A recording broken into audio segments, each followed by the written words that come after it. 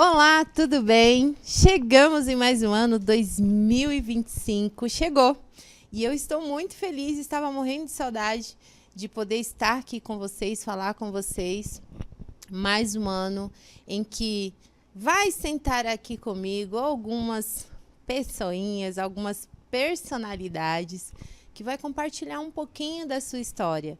O intuito do nosso programa Frente a Frente com a Sua História é compartilhar com vocês aquelas histórias que inspiram, que vão fazer vocês repensarem, mudar a rota, ou falar assim, nossa, eu estou realmente no caminho certo. E eu estou muito feliz em poder estar aqui com uma pessoa que eu falo que 2024 me trouxe muitos presentes. E um dos privilégios que eu tive ao fazer parte da Connect TV foi conhecer essa mulher. Essa mulher, assim, que é incrível, uma pessoa admirável. Eu tenho uma admiração muito grande por ela. Eu não a conhecia. Quando eu a conheci, André, você precisa conhecer essa pessoa e tal. Eu falei, mesmo? Porque às vezes eu sou meio de Nárnia, né, gente? Então eu tô aí aprendendo. E quando eu a conheci, passei a conhecer o trabalho dela. E, assim, eu descobri que é uma mulher incrível. Uma celebridade no meio dos empresários. Ela é uma celebridade no meio dos empresários, admirada por pessoas de alto nível no mercado. Gente, não é pouca coisa não, viu? E eu começo o meu programa de 2025, o primeiro programa de 2025, tendo o privilégio de tê-la conosco, e nós vamos conhecer um pouco mais da história dessa pessoa. Inclusive, eu estou aqui com minhas mãos um dos trabalhos desenvolvidos por ela, que nós vamos falar daqui a pouquinho. Então, eu quero, sem demorar muito, sem falar muito, que quem fala aqui são os meus convidados. Elaine Junião, muito obrigada. Nossa, que apresentação incrível. Obrigada, celebridade. Adorei isso. Vou até colocar lá na minha lousa. Obrigada, André. Imagina. Muito Prazer. obrigada por você ter aceitado o nosso convite, por estar aqui conosco. Eu já estou namorando ela há alguns meses para ela estar comigo. Já tinha cantado a bola ano passado e mandei mensagem, Elaine, vamos. Só assim, gente, para a gente conseguir. Então, gratidão de coração por você estar aqui. Apresente-se inicialmente para o nosso público. Quem é essa mulher incrível? Gente, realmente, vocês vão conhecer a história da Elaine. Mas fala um pouquinho de você primeiro. Elaine, de onde você é. E é por aí que a gente parte o nosso princípio de conversa. Bom, primeiro, muito obrigada pelo convite. É sempre uma alegria poder compartilhar um pouco da minha história, principalmente com uma mulher forte como você e que está aí nessa jornada, né? Eu falo que o meu motivo de empreender é justamente falar e levar o empreendedorismo para todos os cantos. Então, é muito bom sempre poder, e obrigado pelo espaço no seu programa. Bom, a Elaine é uma empreendedora que foi forjada, né? Bem, assim, eu falo que sou empreendedora raiz mesmo. Eu comecei a empreender depois que eu já estava no corporativo. Eu me formei para ser executiva de empresa. Então, trabalhei em grandes empresas como White Martins, Bunge Alimentos. Trabalhei dentro e fora do Brasil. E quando eu falo que nasce uma mãe, nasce uma empreendedora, né? Quando eu tive meu primeiro filho, aos 25 anos, eu tive uma vontade de ter um pouco mais de tempo para o bebê. E aí, falam pra gente que empreender dá mais tempo, né? Eu acreditei nisso. Depois eu descobri que não era bem assim. As pessoas nos iludem nesse ponto. Mas, assim, nasceu em mim uma vontade de poder ter o meu negócio próprio. Só que, na faculdade, eu fiz administração, a minha primeira faculdade, você não aprende a ser empreendedor. Você é formado para trabalhar como executivo em empresas, mas não para ter o seu negócio, administrar o seu negócio. Então, não tinha ideia de que empresa eu teria, mas eu sabia muito que eu queria ter o meu próprio negócio. E aí, a maternidade foi me mostrando outras coisas. Eu comecei com o meu primeiro CNPJ, nasce em 2008, como uma empresa de festas. Eu abri, o meu primeiro CNPJ era para fazer eventos corporativos e infantis. Então, peguei a maternidade para fazer festa infantil E contratei uma equipe, fizemos muitos eventos corporativos, até Fórmula Truck, a gente acabou fazendo decoração de stands, essas coisas. Mas eu não tinha final de semana. E ainda trabalhava no corporativo.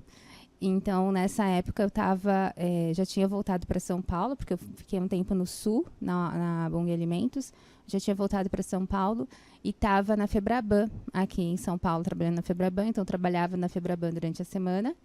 E, final de semana, eu tinha a minha empresa de eventos, que sempre fechava eventos legais. Eu tinha uma equipe super incrível, que buscava esses eventos. Então, a gente ia um evento chama o outro. Então, todo final de semana, a gente tinha eventos e eu tinha bebê, né? E aí, eu lembro que, na época, o pai do meu primeiro filho falou assim, você vai ter que escolher ou o casamento ou a empresa de festas. Ô, gente. Não façam isso. Não façam isso. Não façam isso. E aí, naquele primeiro momento, eu não tinha segurança ainda de pedir demissão da Febraban. Então, eu acabei passando a empresa de festas para uma das pessoas da minha equipe, né? E, então, o Sandro assumiu a empresa de festas. E eu fiquei no corporativo, mas tá bom, o que eu posso fazer que não vai demandar meu final de semana para que eu possa sair do corporativo?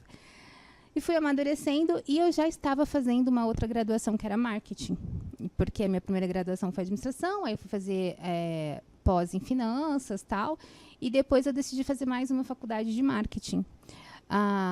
E na faculdade de marketing, eu me apaixonei pelo mercado de branding, de criação de marca. Eu falei, é isso, eu vou criar marcas, eu vou trabalhar com posicionamento de marcas. Comecei a dar algumas consultorias para algumas mulheres, porque nós, mulheres, nós somos muito guarda-chuva, né? A gente quer colocar todo mundo ali embaixo e tal, e a gente se preocupa com todo mundo, menos com a gente.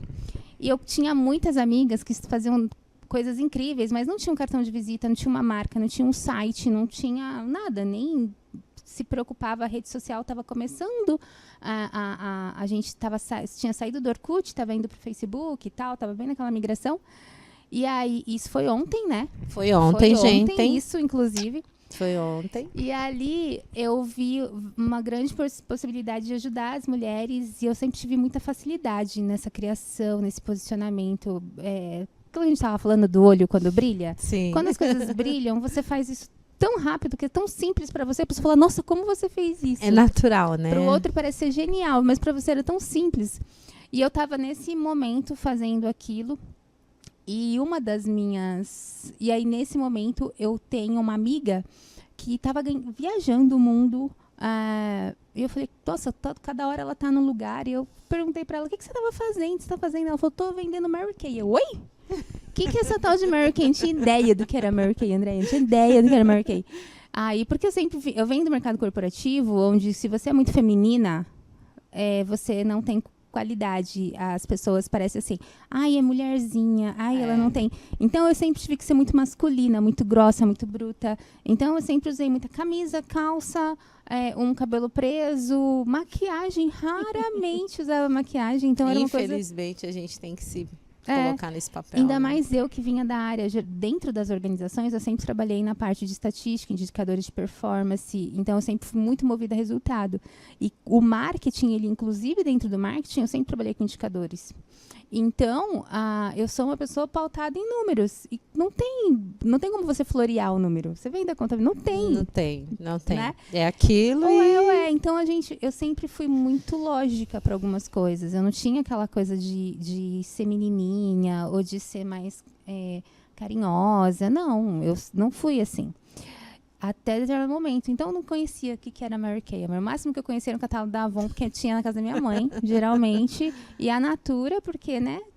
Sempre teve uma amiga que vendeu Natura. Mas eu não tinha ideia dessas marcas. E quando ela me falou Mary Kay, ela falou, eu vou fazer uma demonstração para você. Foi na minha casa e eu falo que é produto no rosto, dinheiro no bolso, né? É difícil você colocar um produto da Mary Kay no rosto e não comprar. E aí eu falei, nossa, que legal, vou comprar algumas coisas. Ela falou assim, por que você não vende? Eu falei, vender isso. Aí ela fez assim, não, mas... Aí, lógica, eu sou uma pessoa de indicadores. Se você tiver 10 mulheres na sua equipe, você já se torna uma diretora em qualificação Você tem 3 meses para trazer mais 20 mulheres. Com 30 mulheres, você é uma diretora. E uma diretora ganhava, na época, R$7.000. Ela fez essa conta para mim. Eu falei, R$7.000 era o salário que eu ganhava no corporativo. Eu falei, então eu posso sair do corporativo sendo uma diretora. Olha! E eu queria sair do corporativo. Aí, quando ela fez essa conta para mim, eu falei, R$7.000 dá. R$7.000 eu consigo sair da Febraban. Não preciso mais estar na Febraban. E ali, eu falei para ela, então tá, eu tenho 10, e lá na Febraban eu tinha muitas mulheres na equipe. Falei, eu tenho 10 mulheres, vou cadastrar as minhas funcionárias. Não pode, não façam isso. Vou cadastrar minhas funcionárias, elas compram o kit, elas se cadastram, e eu vou buscar, elas devem conhecer mais uma pessoa, se cada uma cadastrar eu fiz essa conta. Falei, 20 tá fácil, eu facilitei na minha memória, vou buscar mais 10, porque 20 tá fácil, cada uma vai trazer uma pessoa, né? E ali, fiz o cadastro, fiz a minha qualificação em 5 meses, eu já era uma diretora, eu realmente fiz todos esses números, amiga. Eu fiz todos esses números e eu vendia muito produto, porque aí do nada eu comecei a me maquiar, eu até emagreci. Foi muito incrível, porque acho que a sua autoestima vai indo. Eu lembro que na época eu dei uma boa murchada, não usava saia, comecei a usar saia, porque eu li que mulheres de saia vendem mais. Falei, é assim? Vamos vender mais? Vamos colocar saia? Tudo que falavam que vendia, eu fazia. E ali, em 5 meses, eu já tinha me qualificado, era uma diretora. E já estava com uma salinha em Mauá, eu morava em Mauá na época, onde eu treinava as mulheres. Aí pedi demissão. Falei para a Febraban, né, que eu não queria mais. E eu lembro que na época o diretor da minha área fez assim, vai vender trufa também. Punk, amigo. Não que a Febraban seja assim, mas tem pessoas lá dentro que são. E aí eu peguei e saí da Febraban, saí naquele momento e fui ficar só com a Mary Kay. Em 1 ano, eu já tinha mais de 100 mulheres na equipe, já estava com líderes de equipe, então cada uma que colocava 3 mulheres já era uma pequena líder, com 10 mulheres elas já eram para 6 diretoras, tal. E aí eu fui fazendo essas pequenas líderes e fiz o meu primeiro ano e comecei a ganhar minhas viagens internacionais. Ganhei viagens para Bariloche, de repente eu estava em Bariloche vendo neve. Eu falava, nossa, eu vendi batom e vim para Bariloche. Trabalhei tanto em multinacional, nunca pude vir para Bariloche. Olha só. E eu comecei a estudar muito o legado da Mary Kay Ash. A Mary Kay Ash foi uma mulher como a gente, que no auge dos 40 anos dela, ela se descobre, ela sempre foi uma ótima vendedora, ela vendia muito em grandes corporações. E ela descobre um produto, né, um hidratante para o rosto. Ela faz a negociação daquele produto com o pai de uma amiga e ela começa, a Mary Kay nasce de um produtinho de fundo de quintal mesmo. E ela cria o potinho rosa, porque ela, assim como eu vivi isso na pele do executivo, às vezes menosprezar a mulher, ela faz questão de ter o rosa, a suavidade do rosa, a inocência do rosa em suas embalagens, e ela traz isso e começa a fazer com que outras mulheres ganhassem dinheiro. Então, ela forma uma grande irmandade de mulheres que ganham dinheiro, e as que mais ganhavam dinheiro, ela começou a presentear com Cadillac rosa. E ali eu falei, poxa, e se eu criar o meu negócio? E eu já estava muito bem na Mary Kay, já tinha ganho viagens para o Bariloche, depois ganhei viagens para o Texas, fui conhecer a sede da Mary Kay em Dallas. E ali eu falei, quando eu cheguei na sede da Mary Kay, que eu sentei, porque tem a sala dela, né, que eles preservaram pra gente visitar, que eu sentei na mesa da Mary Kay Ash, que eu vi aquele sofá dela, e eu já tinha lido o livro onde ela relata muitas coisas dentro daquela sala, e eu falei, eu quero ter o meu negócio, eu quero ter a minha sala, eu quero ter o meu sofá, eu quero criar algo que eu vou poder fazer com que as pessoas se orgulhem de pertencer, eu quero que as pessoas conheçam a minha marca. E aí eu fiz assim, eu sei criar marca, eu sei fazer as pessoas gostarem, se sentirem importante, e eu só preciso de um produto, assim como a Mary Kay Ash teve o produto dela, que foi o creme, sabe? E aí, só pra... Ela contou, né, gente? Ela abriu... Eu nunca ouvi essa história da Mary Kay. Não é pra todo mundo que eu conto. Deixa eu só abrir esse parênteses aqui. Eu já ouvi a Elaine contar algumas vezes a história dela.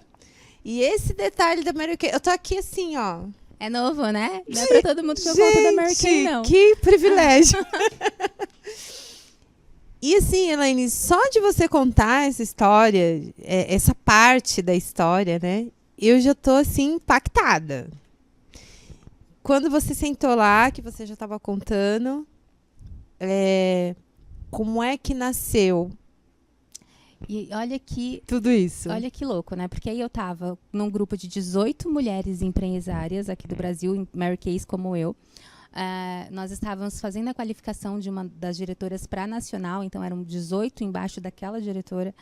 E aquela alegria, aquela euforia, as mulheres emocionadas de estar na sala da Mary Kay Ash. E eu só pensava, como eu posso me tornar a próxima Mary Kay Ash? Como eu posso me tornar a empresária que vai deixar um legado assim como a Mary Kay Ash? Como eu posso ter um prédio como esse? Como eu posso... era essa a minha...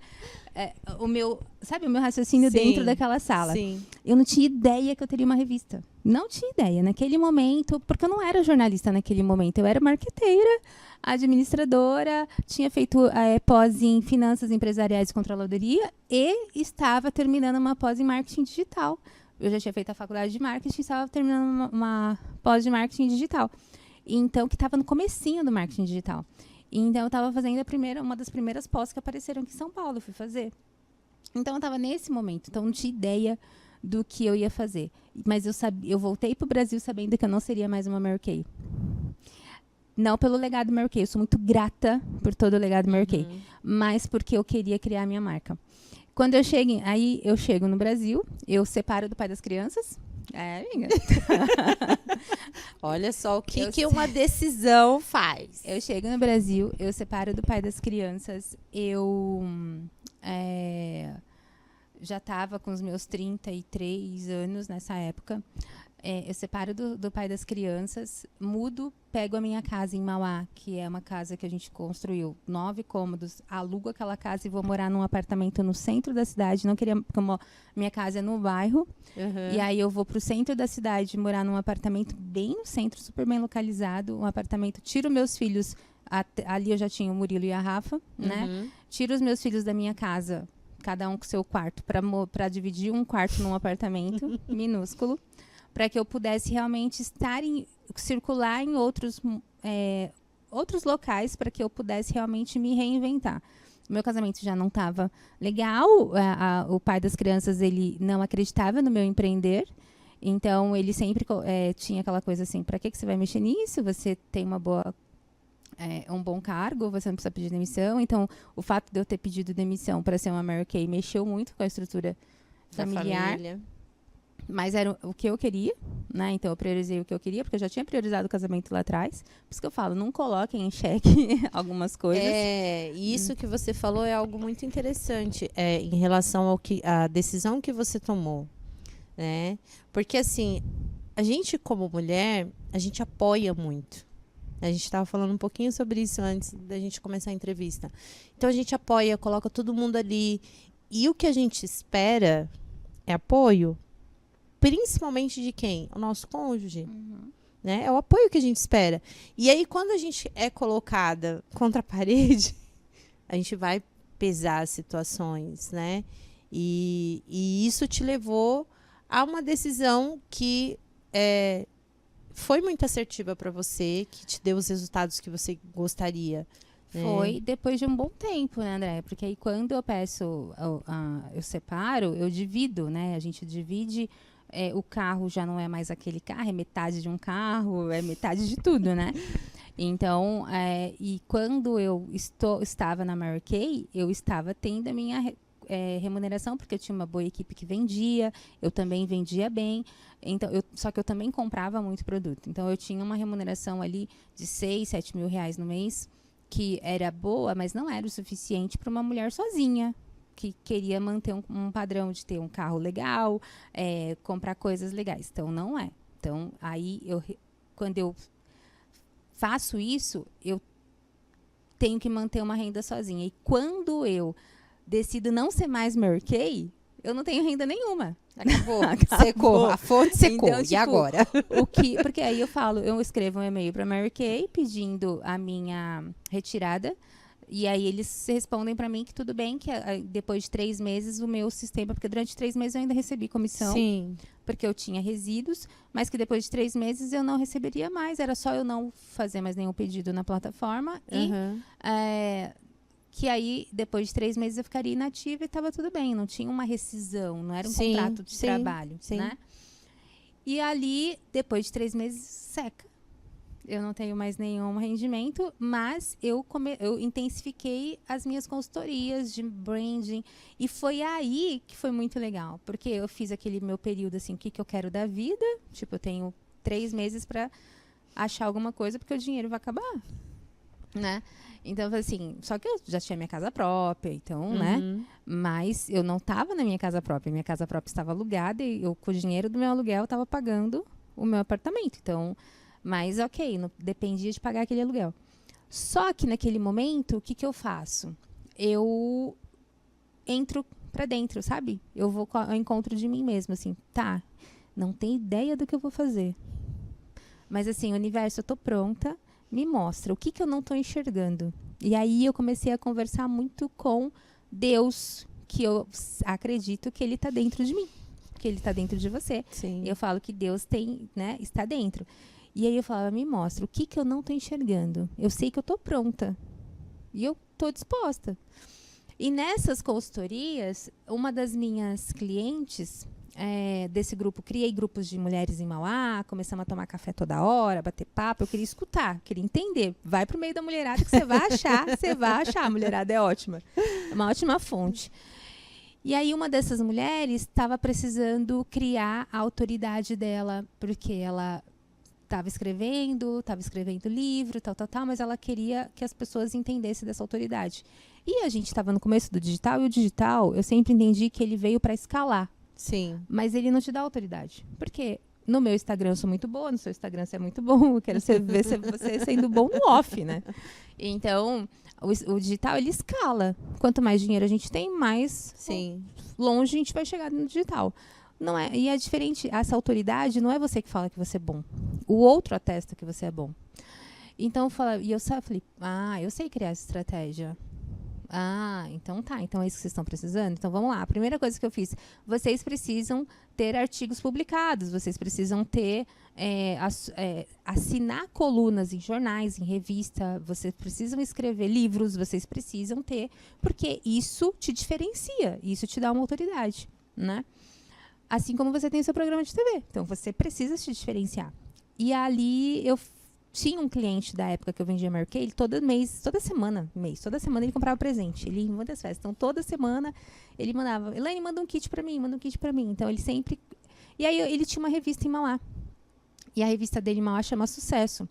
Uma revista que trazia... ele até queria que eu vendesse anúncios para ele na época. Então, uma revista que sempre trouxe celebridades de Mauá. Dono do hospital, dono da clínica X, Y e tal. E aí eu falei, poxa, fui lá e falei com ele, né? Eu falei para ele, olha, eu tô com um projeto de mulheres e algumas precisam escrever artigos, porque eu preciso que elas se tornem autoridades no assunto. Você consegue negociar comigo umas 2, 3 páginas para que eu possa trazê-las? E na época ele cobrou 6 mil por página.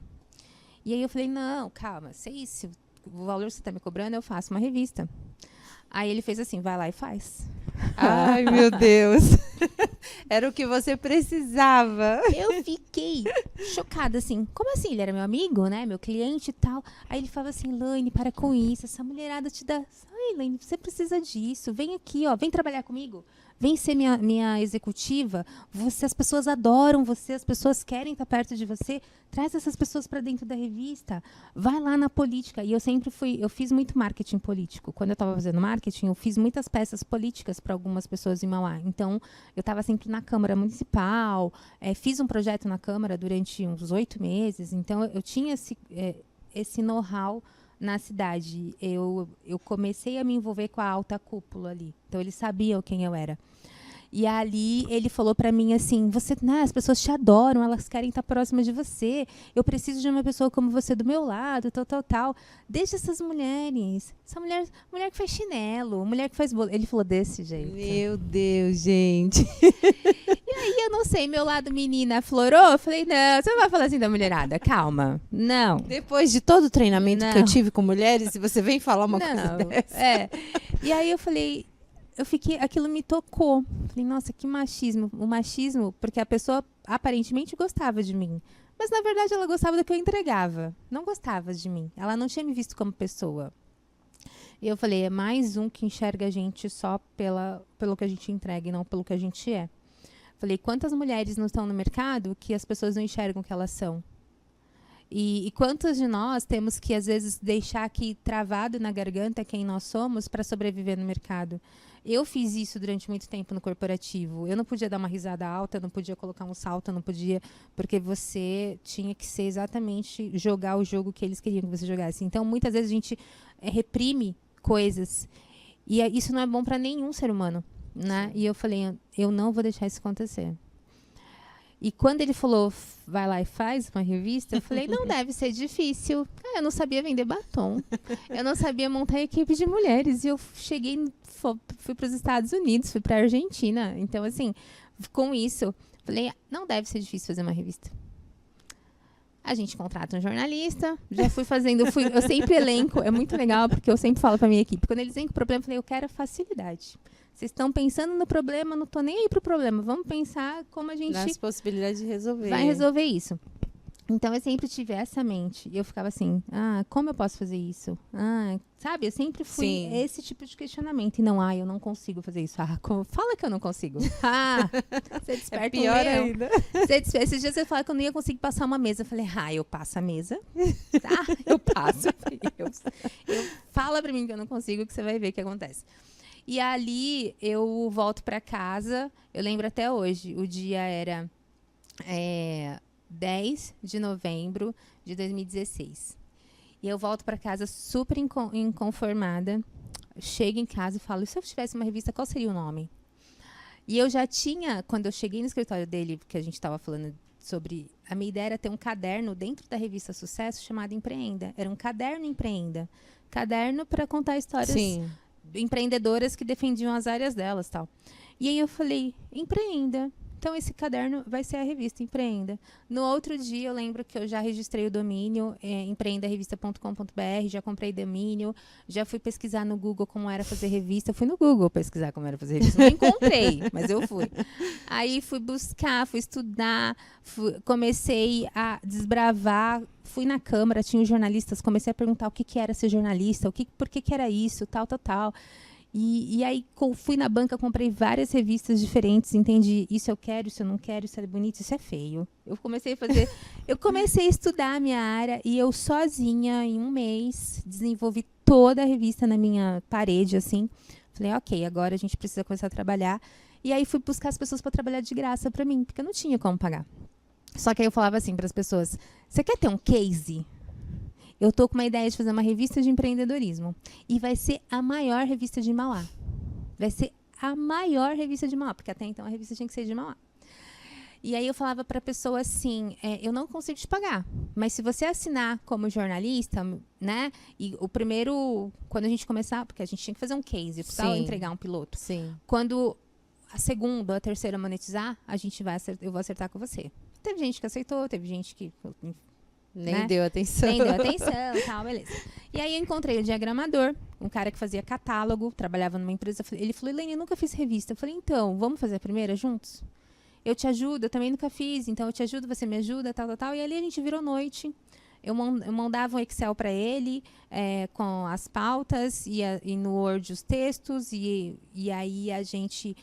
pegava banco de imagens. Hoje a gente tem banco de imagens pagos aqui, a gente paga em dólar hoje as ferramentas, mas na época eu pegava tudo gratuita. Então eu pegava um banco de imagens gratuito e eu usava na revista e fomos fazendo. Aí fiz o primeiro piloto. Foi muito legal. A primeira revista que saiu foi com uma professora de Mauá. Ela tinha ganho um prêmio do Sebrae de melhor escolinha infantil, tal. E aí a Michele das Graças, ela foi a primeira capa Empreenda. E foi uma capa digital, porque até a revista número 3 eu fiz só online. Eu não fiz impressa, porque eu não tinha como pagar o impresso. E as pessoas ainda não compravam publicidade, não compravam espaços para contar suas histórias. Elas ainda não acreditavam no meu trabalho. Então, eu tive que fazer 3 revistas. E aí, foi muito legal, porque a número 1, com 5 dias no ar, ela atingiu 3.000 downloads. Nossa! E aí eu recebi um telefone do Sebrae dizendo onde que podia ter a revista, que eles acharam o máximo, uma revista de empreendedorismo. Que legal! E eu não tinha, né? Era só o... Falei, cara, não tem. Aí eu mandei imprimir uma e levei pro Sebrae e tal. Então foi muito legal. Aí a número 2, eu já trouxe um palestrante. E aí, sabe? Então eu fui fazendo até que as pessoas falaram, quanto que é para sair na sua revista? Quanto que é para estar na sua revista? Você vem cobrir meu evento? Aí eu comecei a vender os espaços. E a revista número 4 já sai dando lucro. E aí, de repente, eu tô em Mauá fazendo um barulho absurdo. E eu falo, e assim, louca. Por isso que a gente, mulher, gente, não... Assim, vocês não têm noção da nossa força. Porque aí, quando eu tava começando a ganhar dinheiro, a revista estava legal, eu conseguia imprimir, eu estava começando a sobrar um dinheirinho no caixa, eu inventei de fazer um evento. Todo o dinheirinho que eu tinha, eles eram, porque aí você tem que alocar espaço, contratar palestrante, e o palestrante que eu contratei, na época, cobrou 45 mil, meu primeiro palestrante. E eu não tinha esse dinheiro para investir, então eu precisava manter os meus filhos, porque eu comecei a ter renda de novo, manter toda a minha estrutura e ainda contratar palestrante. Aí, o que eu fiz para colocar dinheiro no meu caixa? Eu vendi meu carro. Aquele carro da separação, que era um, ficou meio. Aquele meio virou nada. Eu vendi aquele carro para poder injetar no meu negócio, para poder contratar esse palestrante e para poder fazer um evento em Mauá 4 meses depois. Isso era março, o meu evento foi em outubro. E aí, quando eu faço esse evento em outubro, o Max Geringer chega em Mauá e o Max fala assim para mim, nunca mais ninguém vai duvidar que você sabe fazer evento, que você sabe fazer revista, porque nesse período todo eu tive muitas pessoas que entraram para trabalhar comigo e criaram outra revista, tipo assim, viram o que eu estava fazendo, criaram outra lá em Mauá, levaram meus clientes, algumas levaram clientes, eu tive pessoas que começaram, eu quero trabalhar com você, e daqui a pouco eu recebo uma trabalhista. Tudo acontece, gente. Tudo ali. As amigas que, eu quero estar com você. De repente te manda uma trabalhista, mas eu não te contratei. Contratou sim? Falei, não, eu não te contratei. Sabe?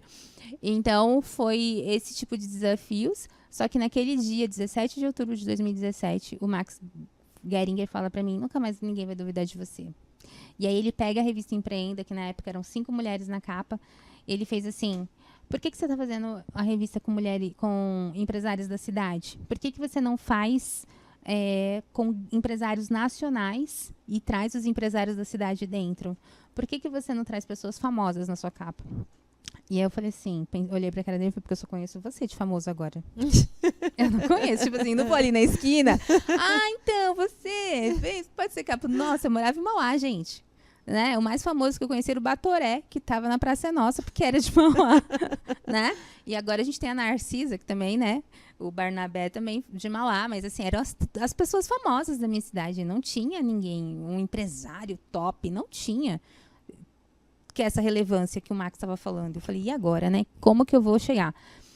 Mas o Max olhou para o meu negócio e viu algo que eu não estava vendo. Eu falei, o que ele está enxergando que eu não estou enxergando? Por que ele viu tanta grandeza na revista? Porque eu falei para ele, mas eu nasci para ser a melhor revista da cidade de Mauá. E ele falou assim para mim, você já é boa. Agora você pode ser bom onde você quiser. Gente, olha só. A gente está ainda no começo da entrevista. Elaine, assim, já soltou muita coisa. Eu tô aqui impactada e emocionada, porque algumas coisas que ela falou, a maioria das coisas dela, realmente viraram algumas chaves dentro de mim agora, mas isso eu conto para ela depois. Então, a gente vai encerrar por aqui esse primeiro momento, essa primeira entrevista. Nós vamos continuar com essa entrevista para o nosso próximo programa.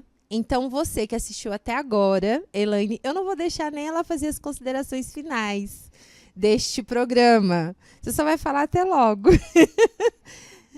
E nós vamos continuar essa entrevista e você vai nos assistir, você vai ver a segunda parte dessa entrevista, sem mudança de cenário, sem mudança de roupa, nada. Nós vamos continuar no nosso próximo programa. Eu aguardo você para que você possa assistir a continuidade da nossa entrevista com a Elaine, tá bom? Que honra, né? Então vamos lá, vamos pro próximo. Vamos pro próximo.